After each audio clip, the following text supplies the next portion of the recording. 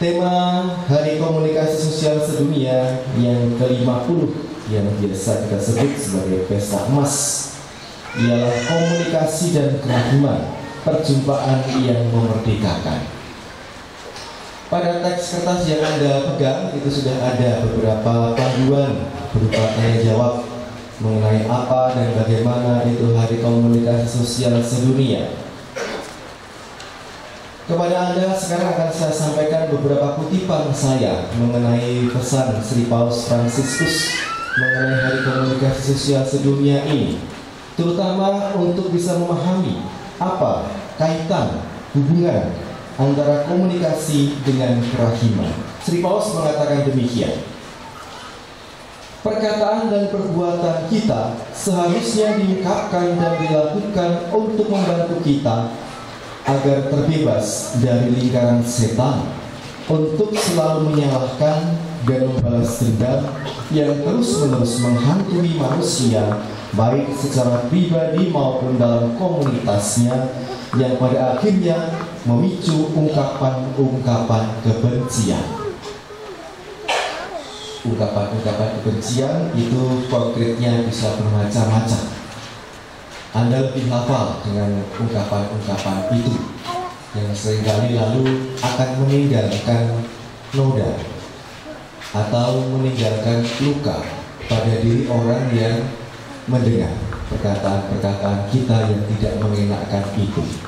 Padahal Sri Paus mengatakan begini: perkataan orang-orang Kristen haruslah menjadi sebuah dukungan terus-menerus bagi komunitas, dan bahkan dalam hal di mana manusia harus mengutuk kejahatan dengan tegas, hal ini seharusnya tidak sampai memutus relasi dan komunikasi.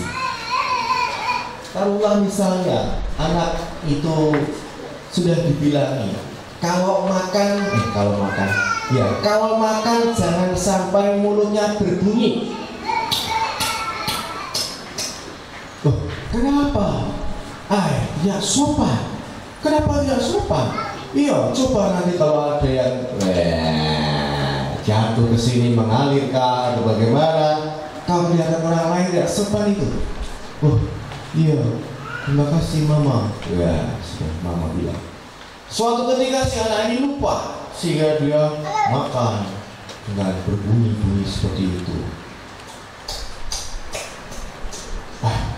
Terus si mama itu sudah dibilang kalau makan nggak boleh bunyi. Wah, ngomong panjang lebar sampai-sampai keluar kata-kata yang tidak mengenakan untuk si anak itu. Si anak itu lalu keluar dari tempat makan, dia menggerutu mengatakan mau makan saja diatur, mau nonton TV saja diatur, mau belajar saja diatur, mau apa lagi diatur. Tidak suka saya. Lalu ada semangat atau ada sedikit rasa ingin menghindar dari sang mama. Itu baru contoh yang sederhana. Contoh yang lain misalnya, yang lebih besar barangkali, masalah-masalah yang kita hadapi di lingkup kita bekerja. Ketika orang lain mengatakan hasil pekerjaan kita itu tidak baik, atau penuh kecurangan, atau dikatai kita bahwa kita bekerja tidak jujur, ada markup di sana sini, atau bahkan ada yang kita sembunyikan. Barangkali ketika orang menuduh hal seperti itu bisa diungkapkan dengan rumusan yang berbeda, rumusan yang lain, yang tidak kemudian menusuk orang lain. Ini soal cara berkomunikasi, pola berkomunikasi. Saya lanjutkan. Karena alasan inilah saya ingin mengajak semua orang yang berkehendak baik untuk menemukan kembali daya kuasa kerahiman guna menyembuhkan relasi yang terluka dan memulihkan perdamaian dan kerukunan dalam keluarga-keluarga dan komunitas-komunitas. Kerahiman itu harus bisa menyembuhkan. Sebagaimana hakikatnya kerahiman Allah itu adalah menyembuhkan relasi Allah dan manusia yang sudah terluka oleh karena dosa. Kerahiman pada hakikatnya menyembuhkan. Kita semua mengetahui bagaimana luka-luka lama dan dendam kesumat dapat menjerat manusia dalam menghalangi komunikasi dan rekonsiliasi. Jelas sekali ketika kita dengan tetangga misalnya, bersebelahan rumahnya itu depan belakang, tapi tidak pernah tidak pernah rukun. Mengapa? Rumah yang belakang mereka menjemur pakaian. Rumah yang depan ya, rumah yang depan, di belakang rumah dia menjemur pakaian.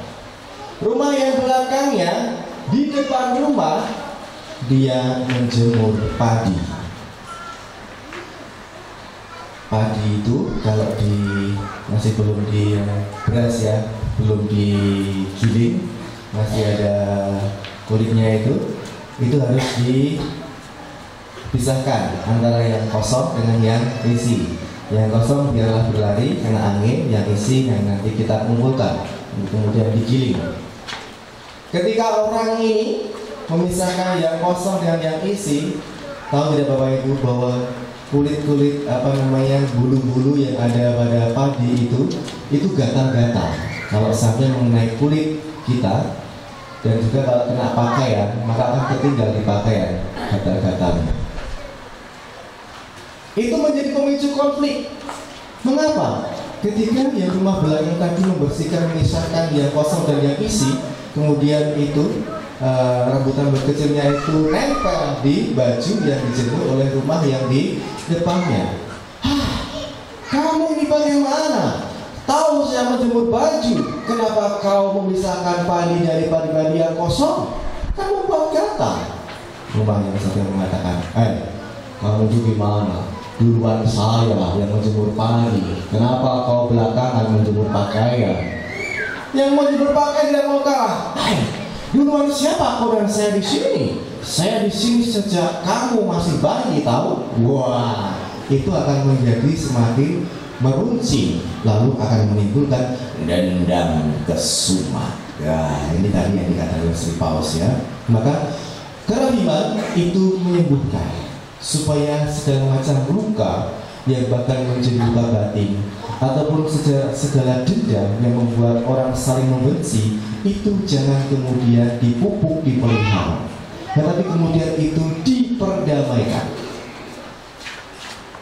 Bahasa politik dan diplomatik kita akan berhasil dengan baik jika terinspirasi oleh kerahiman yang tidak pernah kehilangan harapan.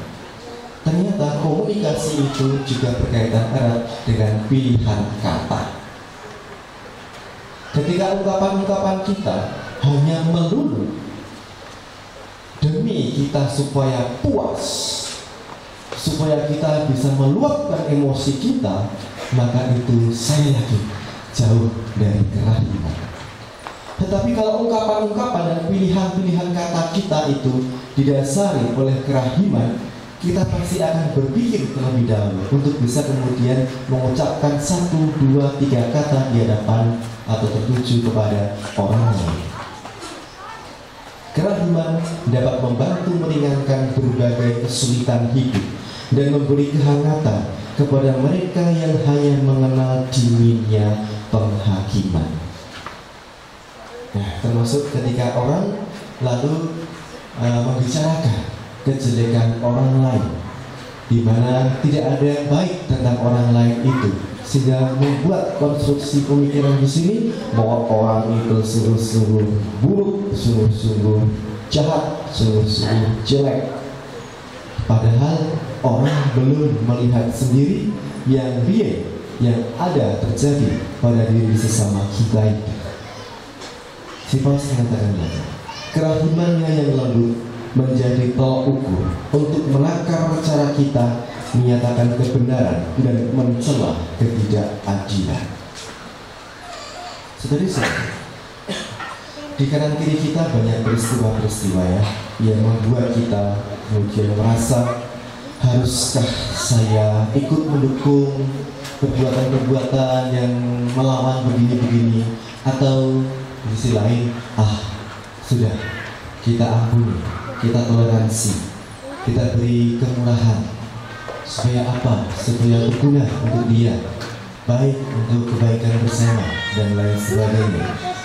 Dan lebih daripada itu, banyak pula dalam banyak peristiwa pengalaman-pengalaman kita ditetapkan pada pilihan-pilihan. Apakah kita mau begitu saja kemudian menuruti apa yang menjadi dorongan emosi kita, dorongan batin kita, kepuasan kita pribadi, kemudian melukai orang lain? Ataukah kita mau untuk menjadi lebih arif dan bijaksana, agar kita semua dapat tenang, hening, memilih kata-kata yang tepat, yang menyejukkan, yang tidak melukai, yang baik, entah baik untuk diri kita sendiri, baik untuk keluarga kita, untuk komunitas kita, maupun untuk masyarakat kita. Terakhir, si Paus berdoa begini: saya berdoa agar tahun jubileum ini dapat dihayati dalam kerahiman, dapat membuka diri kita kepada dialog yang lebih bersungguh-sungguh, sehingga kita bisa mengenal dan memahami satu sama lain dengan lebih baik. Dan ini bisa melenyapkan berbagai bentuk kepicikan dan sikap kurang hormat, dan menghilangkan setiap bentuk kekerasan dan diskriminasi. Dikutip dari Misericordiae Fructus artikel 23. Bersama dengan doa dan pesan si Paus ini, kita juga mohon agar Roh Kudus yang setiap hari ini kita mohon pada hari Pentakosta kelak sungguh-sungguh tercurah secara penuh dalam diri kita. Lebih dari itu, Roh Kudus ini pula lah yang selalu membantu kita, menolong kita agar kita dapat hening dan secara arif dan bijaksana menyampaikan komunikasi berupa kata-kata, pilihan kata yang baik, yang menyejukkan, yang menghangatkan bagi orang-orang yang kita jumpai.